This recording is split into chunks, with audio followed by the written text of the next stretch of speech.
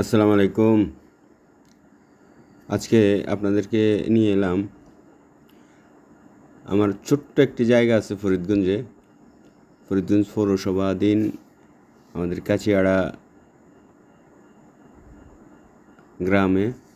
জায়গাটি হচ্ছে কাচিয়াড়া পাঠানবাড়ির সামনে।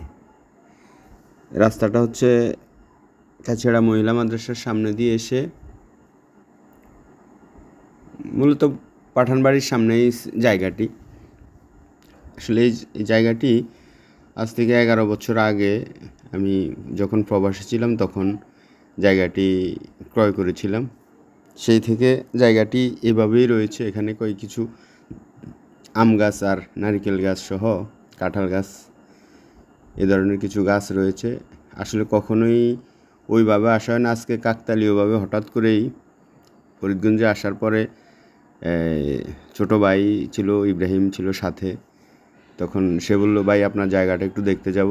সেই হিসাবে চলে আসলাম। এসে দেখি আসলে একটা গাছের মধ্যে অনেকগুলো আম এখনও যদিও পরিপক্ক না হয়ে থাকে, তারপরেও আমগুলো পেড়ে নিয়ে যাওয়ার কারণ হচ্ছে আসলে এরপরে আর আমি এই আমগুলো যে পাবো না এটাই নিশ্চিত। কারণ হয়তো অন্য কেউ নিয়ে যাবে। সেই হিসাবে চিন্তা করলাম কাঁচা আম বাড়িতে নিয়ে গেলে ছেলেরা অনেক পছন্দ করবে। সেই হিসাবেই নিজ থেকেই পাশের বাড়ি ওই যে দেখা যায় যে ঘরটি, ওই ঘরের থেকেই টোটা আমরা বলে থাকি, এটা লাঠি, এটা নিয়ে আসলাম।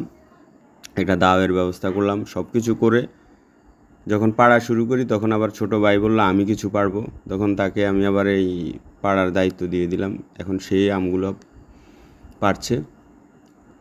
এই হলো বাড়ির সামনের জায়গার সামনের রাস্তাটা। এই রাস্তা দিয়ে এটা হচ্ছে পাঠানবাড়ির দিকে আসার রাস্তা। মূলত এটা জমদ্দার বাড়ি এবং পাঠানবাড়ির সামনেই এই স্থানটি।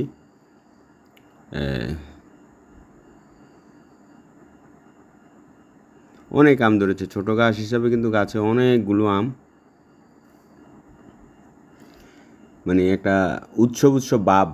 আমগুলো যখন আমরা পারছি আসলে খুব ভালো লাগছে। মৌসুমের এইভাবে আম পাড়া, এটা একেবারে ছোটোবেলার শৈশবের কথা মনে করিয়ে দিয়েছে আমাদেরকে। আমরাও সেই আনন্দে আমগুলোকে পারছি।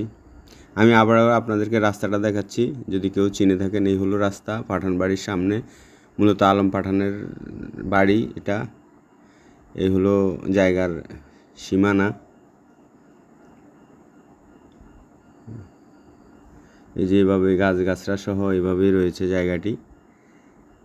মাঝে মাঝে আসা